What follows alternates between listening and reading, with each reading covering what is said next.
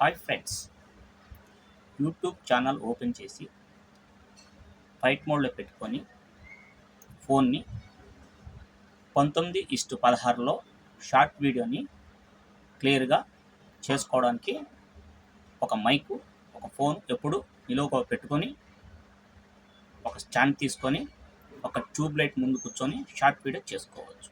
లేదనుకుంటే 2 ట్యూబ్ లైట్లు పెట్టుకొని షార్ట్ వీడియో చేసుకోవచ్చు. షార్ట్ వీడియోకి చేసే ముందు కొత్త వాళ్ళు ఎవరైనా సరే భయపడతారు, కెమెరాకి చూసి భయపడతారు.